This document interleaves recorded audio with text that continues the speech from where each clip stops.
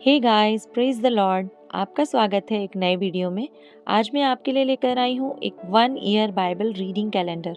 अगर आप अपनी बाइबल को रोज़ नहीं पढ़ पाते हैं और आप कभी भी अपनी बाइबल कंप्लीट नहीं कर पाए हैं तो ये वीडियो आपके लिए है। इसमें ओल्ड टेस्टामेंट और न्यू टेस्टामेंट के सभी चैप्टर्स को इस तरह से लिया गया है कि आप 1 ईयर में अपनी पूरी बाइबल कंप्लीट कर पाएंगे। ये ऑडियो फॉर्मेट है। इसके साथ आप अपनी बाइबल को ओपन करके रीड कर सकते हैं। डे 1 से लेकर डे 365 तक के सभी चैप्टर्स मैं आपके लिए लेकर आई हूँ। डे 365 पर आप अपनी पूरी बाइबल कंप्लीट कर पाएंगे, इसलिए आप इसके द्वारा आशीषित हों। और अगर आपको ये वीडियो पसंद आती है तो आप अपने फैमिली और फ्रेंड्स से शेयर करें, और अगर आप चाहें तो आप सब्सक्राइब, लाइक और कमेंट भी कर सकते हैं। So praise the Lord, shalom to everyone. Let's get started. Day 41, chapter number 10, Nadab और अबीहू का पाप। तब नादाब और अबीहू नामक हारून के 2 पुत्रों ने अपना अपना धूप दान लिया और उनमें आग भरी और उसमें धूप डालकर उस ऊपरी आग को, जिसकी आज्ञा यहोवा ने नहीं दी थी, यहोवा के सम्मुख अर्पित किया। तब यहोवा के सम्मुख से आग निकली और उन दोनों को भस्म कर दिया और वे यहोवा के सामने मर गए।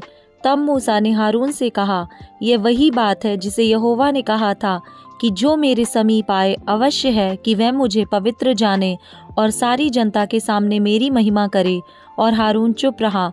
तब मूसा ने मीशाएल और एलसाफान को, जो हारून के चाचा उज्जीएल के पुत्र थे, बुलाकर कहा, निकट आओ और अपने भतीजों को पवित्र स्थान के आगे से उठाकर छावनी के बाहर ले जाओ। मूसा की इस आज्ञा के अनुसार वे निकट जाकर उनको अंगरखों सहित उठाकर छावनी के बाहर ले गए। तब मूसा ने हारून से और उसके पुत्र एलियाजर और इतामार से कहा, तुम लोग अपने सिरों के बाल मत बिखराओ और न अपने वस्त्रों को फाड़ो, ऐसा ना हो कि तुम भी मर जाओ और सारी मंडली पर उसका क्रोध भड़क उठे। परंतु वह इज़राइल के कुल घराने के लोग, जो तुम्हारे भाई बंधु हैं, यहोवा की लगाई हुई आग पर विलाप करें, और तुम लोग मिलाप वाले तंबू के द्वार के बाहर ना जाना। ऐसा ना हो कि तुम मर जाओ, क्योंकि यहोवा के अभिषेक का तेल तुम पर लगा हुआ है। मूसा के इस वचन के अनुसार उन्होंने किया। याजकों के लिए नियम। फिर यहोवा ने हारून से कहा, जब जब तू या तेरे पुत्र मिलाप वाले तंबू में आए, तब तब तुम में से कोई ना तो दाख मधु पिए हुए हो, ना और किसी प्रकार का मद्य, कहीं ऐसा ना हो कि तुम मर जाओ। तुम्हारी पीढ़ी पीढ़ी में यह विधि प्रचलित रहे, जिससे तुम पवित्र और अपवित्र में और अशुद्ध और अशुद्ध में अंतर कर सको, और शुद्ध और अशुद्ध में अंतर कर सको, और इज़राइलियों को उन सब विधियों को सिखा सको जिसे यहोवा ने मूसा के द्वारा उनको बता दी हैं। फिर मूसा ने हारून से और उसके बचे हुए 2 पुत्र इतामार और एलियाजर से भी कहा, यहोवा के हव्य में से जो अन्न बलि बचा है उसे लेकर वेदी के पास बिना खमीर खाओ, क्योंकि वह परम पवित्र है, और तुम उसे किसी पवित्र स्थान में खाओ। वह यहोवा के हव्य में से तेरा और तेरे पुत्रों का हक है, क्योंकि मैंने ऐसी ही आज्ञा पाई है। परंतु हिलाई हुई भेंट की छाती और उठाई हुई भेंट की जांग तुम लोग, अर्थात तू और तेरे बेटे बेटियां, सब किसी शुद्ध स्थान में खाओ, क्योंकि वे इज़राइलियों के मेल बलियों में से तुझे और तेरे बच्चों का हक ठहरा दी गई हैं। चर्बी के हव्यों समेत जो उठाई हुई जांग और हिलाई हुई छाती यहोवा के सामने हिलाने के लिए आया करेंगी, ये भाग यहोवा की आज्ञा के अनुसार सर्वदा की विधि की व्यवस्था से तेरे और तेरे बच्चों के लिए हैं। फिर मूसा ने पाप बलि के बकरे की खोजबीन की तो क्या पाया कि वह जलाया गया है। इसलिए एलियाजर और इतामार, जो हारून के पुत्र बचे थे, उनसे वह क्रोध में आकर कहने लगा, पाप बलि जो परम पवित्र है और जिसे यहोवा ने तुम्हें इसलिए दिया है कि तुम मंडली के अधर्म का भार अपने पर उठाकर उनके लिए यहोवा के सामने प्रायश्चित करो, तुमने उसका मांस पवित्र स्थान में क्यों नहीं खाया? देखो, उसका लहू पवित्र स्थान के भीतर तो लाया ही नहीं गया। निसंदेह उचित था कि तुम मेरी आज्ञा के अनुसार उसके मांस को पवित्र स्थान में खाते। इसका उत्तर हारून ने मूसा को इस प्रकार दिया, देख, आज ही उन्होंने अपने पाप बलि और होम बलि को यहोवा के सामने चढ़ाया, फिर मुझ पर ऐसी विपत्तियां आ पड़ी हैं। इसलिए यदि मैं आज पाप बलि का मांस खाता तो क्या यह बात यहोवा के सम्मुख भली होती? जब मूसा ने यह सुना तब उससे संतोष हुआ। चैप्टर 11 शुद्ध और अशुद्ध पशु। फिर यहोवा ने मूसा और हारून से कहा, इज़राइलियों से कहो, जितने पशु पृथ्वी पर हैं उन सबों में से तुम इन जीवधारियों का मांस खा सकते हो। पशुओं में से जितने चिरे या फटे खुर के होते हैं और पागुर करते हैं उन्हें खा सकते हो, परंतु पागुर करने वाले या फटे खुर वाले में से इन पशुओं को ना खाना, अर्थात ऊँट जो पागुर तो करता है परंतु चिरे खुर का नहीं होता, इसलिए वह तुम्हारे लिए अशुद्ध ठहरा है। और शापान जो पागुर तो करता है परंतु चिरे खुर का नहीं होता, वह भी तुम्हारे लिए अशुद्ध है। और खरहा जो पागुर तो करता है परंतु चिरे खुर का नहीं होता, इसलिए वह भी तुम्हारे लिए अशुद्ध है। और सूअर जो चिरे अर्थात फटे खुर का होता तो है परंतु पागुर नहीं करता, इसलिए वह तुम्हारे लिए अशुद्ध है। इनके मांस में से कुछ ना खाना और इनकी लोथ को छूना भी नहीं, ये तो तुम्हारे लिए अशुद्ध हैं। फिर जितने जल जंतु हैं उनमें से तुम इन्हें खा सकते हो, अर्थात समुद्र या नदियों के जल जंतुओं में से जितनों के पंख और चोंयटे होते हैं उन्हें खा सकते हो। और जलचरी प्राणियों में से जितने जीवधारी बिना पंख और चोंयटे के समुद्र या नदियों में रहते हैं वे सब तुम्हारे लिए घृणित हैं, वे तुम्हारे लिए घृणित ठहरें। तुम उनके मांस में से कुछ ना खाना और उनकी लोथों को अशुद्ध जानना। जल में जिस किसी जंतु के पंख और चोंयटे नहीं होते वह तुम्हारे लिए अशुद्ध है। फिर पक्षियों में से इनको अशुद्ध जानना, ये अशुद्ध होने के कारण खाए ना जाएं, अर्थात उकाब, हड़फोड़, कुरर, चील और भांति भांति के बाज और भांति भांति के सब काग, शुतुरमुर्ग, तखमास, जल कुक्कुट और भांति भांति के शिकरे, हबासिल, हाड़गील, उल्लू, राजहंस, धनेश, गिद्ध, लगलग, भांति भांति के बगुले, टिटिहरी और चमगादड़, जितने पंख वाले कीड़े चार पांवों के बल चलते हैं वे सब तुम्हारे लिए अशुद्ध हैं। पर रेंगने वाले और पंख वाले जो चार पांवों के बल चलते हैं, जिनके भूमि पर कूदने फांदने को टांगे होती हैं, उनको तो खा सकते हो। वे ये हैं अर्थात भांति भांति की टिड्डी, भांति भांति के फनगे, भांति भांति के झिंगुर और भांति भांति के टिड्डे, परंतु और सब रेंगने वाले पंख वाले कीड़े जो चार पांव वाले होते हैं वे तुम्हारे लिए अशुद्ध हैं। इनके कारण तुम अशुद्ध ठहरोगे। जिस किसी से इनकी लोथ छू जाए वह सांझ तक अशुद्ध ठहरे, और जो कोई इनकी लोथ में का कुछ भी उठाए वह अपने वस्त्र धोए और सांझ तक अशुद्ध ठहरे। फिर जितने पशु चिरे खुर के होते हैं परंतु ना तो बिल्कुल फटे खुर और ना पागुर करने वाले हैं वे तुम्हारे लिए अशुद्ध हैं। जो कोई उन्हें छुए वह अशुद्ध ठहरेगा। और चार पांवों के बल चलने वालों में से जितने पंजों के बल चलते हैं वे सब तुम्हारे लिए अशुद्ध हैं। जो कोई उनकी लोथ छुए वह सांझ तक अशुद्ध रहे, और जो कोई उनकी लोथ उठाए वह अपने वस्त्र धोए और सांझ तक अशुद्ध रहे, क्योंकि वे तुम्हारे लिए अशुद्ध हैं।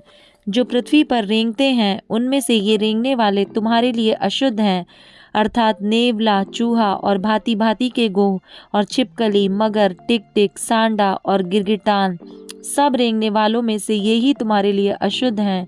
जो कोई इनकी लोथ छुए वह सांझ तक अशुद्ध रहे, और इनमें से किसी की लोथ जिस किसी वस्तु पर पड़ जाए वह भी अशुद्ध ठहरे, चाहे वह काठ का कोई पात्र हो, चाहे वस्त्र, चाहे खाल, चाहे बोरा, चाहे किसी काम का कैसा ही पात्र आदि क्यों ना हो, वह जल में डाला जाए और सांझ तक अशुद्ध रहे, तब शुद्ध समझा जाए। और यदि मिट्टी का कोई पात्र हो जिसमें इन जंतुओं में से कोई पड़े, तो उस पात्र में जो कुछ हो वह अशुद्ध ठहरे, और पात्र को तुम तोड़ डालना। उसमें जो खाने के योग्य भोजन हो जिसमें पानी का छुआव हो वह सब अशुद्ध ठहरे। फिर यदि ऐसे पात्र में पीने के लिए कुछ हो तो वह भी अशुद्ध ठहरे, और यदि इनकी लोथ में का कुछ तंदूर या चूल्हे पर पड़े तो वह भी अशुद्ध ठहरे और तोड़ डाला जाए, क्योंकि वह अशुद्ध हो जाएगा, वह तुम्हारे लिए भी अशुद्ध ठहरे। परंतु सोता या तालाब जिसमें जल इकट्ठा हो वह तो शुद्ध ही रहे, परंतु जो कोई इनकी लोथ को छुए वह अशुद्ध ठहरे। और यदि इनकी लोथ में का कुछ किसी प्रकार के बीज पर जो बोने के लिए पड़े हों वह बीज शुद्ध रहे, पर यदि बीज पर जल डाला गया हो और पीछे लोथ में का कुछ उस पर पड़ जाए तो वह तुम्हारे लिए अशुद्ध ठहरे। फिर जिन पशुओं के खाने की आज्ञा तुमको दी गई है, यदि उनमें से कोई पशु मरे, तो जो कोई उनकी लोथ छुए वह सांझ तक अशुद्ध रहे। और उसकी लोथ में से जो कोई कुछ खाए वह अपने वस्त्र धोए और सांझ तक अशुद्ध रहे। और जो कोई उसकी लोथ उठाए वह भी अपने वस्त्र धोए और सांझ तक अशुद्ध रहे। सब प्रकार के पृथ्वी पर रेंगने वाले जंतु घिनौने हैं, वे खाए ना जाएं। पृथ्वी पर सब रेंगने वालों में से जितने पेट या चार पाँवों के बल चलते हैं या अधिक पाँव वाले होते हैं, उन्हें तुम ना खाना, क्योंकि वे घिनौने हैं। तुम किसी प्रकार के रेंगने वाले जंतु के द्वारा अपने आप को घिनौना ना करना, और न उनके द्वारा अपने को अशुद्ध करके अपवित्र ठहरना, क्योंकि मैं तुम्हारा परमेश्वर यहोवा हूँ। इस कारण अपने को शुद्ध करके पवित्र बने रहो, क्योंकि मैं पवित्र हूँ। इसलिए तुम किसी प्रकार के रेंगने वाले जंतु के द्वारा जो पृथ्वी पर चलता है अपने आप को अशुद्ध ना करना, क्योंकि मैं वह यहोवा हूँ जो तुम्हें मिस्र देश से इसलिए निकाल ले आया हूँ कि तुम्हारा परमेश्वर ठहरूं। इसलिए तुम पवित्र बनो, क्योंकि मैं पवित्र हूँ। पशुओं, पक्षियों और सब जलचरी प्राणियों और पृथ्वी पर सब रेंगने वाले प्राणियों के विषय में यही व्यवस्था है कि शुद्ध, अशुद्ध और भक्ष्य और अभक्ष्य जीवधारियों में भेद किया जाए। चैप्टर 12, प्रसूता के शुद्धिकरण की विधि। फिर यहोवा ने मूसा से कहा, इज़राइलियों से कह, जो स्त्री गर्भवती होकर लड़के को जन्म देती है वह 7 दिन तक अशुद्ध रहेगी, जिस प्रकार वह ऋतुमती होकर अशुद्ध रहा करती, और 8वें दिन लड़के का खतना किया जाए। फिर वह स्त्री अपने शुद्ध करने वाले रुधिर में 33 दिन रहे, और जब तक उसके शुद्ध हो जाने के दिन पूरे ना हों, तब तक वह ना तो किसी पवित्र वस्तु को छुए और न पवित्र स्थान में प्रवेश करे। और यदि उसके लड़की पैदा हो तो उसको ऋतुमती की सी अशुद्धता 14 दिन की लगे, और फिर 66 दिन तक अपने शुद्ध करने वाले रुधिर में रहे। जब उसके शुद्ध हो जाने के दिन पूरे हों, तब चाहे उसके बेटा हुआ हो चाहे बेटी, वह होम बलि के लिए 1 वर्ष का भेड़ का बच्चा और पाप बलि के लिए कबूतरी का एक बच्चा या पंडुकी मिलाप वाले तंबू के द्वार पर याजक के पास लाए। तब याजक उसको यहोवा के सामने भेंट चढ़ा के उसके लिए प्रायश्चित करे, और वह अपने रुधिर के बहने की अशुद्धता से छूटकर शुद्ध ठहरेगी। जिस स्त्री के लड़का या लड़की पैदा हो उसके लिए यही व्यवस्था है। और यदि उसके पास भेड़ या बकरी देने की पूंजी ना हो, तो 2 पंडुकी या कबूतरी के 2 बच्चे, एक तो होम बलि और दूसरा पाप बलि के लिए दे, और याजक उसके लिए प्रायश्चित करे, तब वह शुद्ध ठहरेगी। Matthew chapter 26 verse number 1 to 19। यीशु के विरुद्ध षड्यंत्र। जब यीशु ये सब बातें कह चुका तो अपने चेलों से कहने लगा, तुम जानते हो कि 2 दिन के बाद फसह का पर्व है, और मनुष्य का पुत्र क्रूस पर चढ़ाए जाने के लिए पकड़वाया जाएगा। तब प्रधान याजक और प्रजा के पुरनिये कायफा नामक महायाजक के आंगन में इकट्ठा हुए और आपस में विचार करने लगे कि यीशु को छल से पकड़कर मार डालें। परंतु वे कहते थे, पर्व के समय नहीं, कहीं ऐसा ना हो कि लोगों में बलवा मच जाए। बैतनिय्याह में यीशु का अभ्यंजन। जब यीशु बैतनिय्याह में शमौन कोढ़ी के घर में था, तो एक स्त्री संगमरमर के पात्र में बहुमूल्य इत्र लेकर उसके पास आई, और जब वह भोजन करने बैठा तो उसके सिर पर उंडेल दिया। यह देखकर उसके चेले रिसियाए और कहने लगे, इसका क्यों सत्यानाश किया गया? इसे तो अच्छे दाम पर बेचकर कंगालों को बांटा जा सकता था। यह जानकर यीशु ने उनसे कहा, स्त्री को क्यों सताते हो? उसने मेरे साथ भलाई की है। कंगाल तो तुम्हारे साथ सदा रहते हैं, परंतु मैं तुम्हारे साथ सदैव न रहूंगा। उसने मेरी देह पर जो यह इत्र उंडेला है वह मेरे गाड़े जाने के लिए किया है। मैं तुमसे सच कहता हूँ कि सारे जगत में जहाँ कहीं यह सुसमाचार प्रचार किया जाएगा, वहाँ उसके इस काम का वर्णन भी उसके स्मरण में किया जाएगा। यहूदा इस्करियोती का विश्वासघात।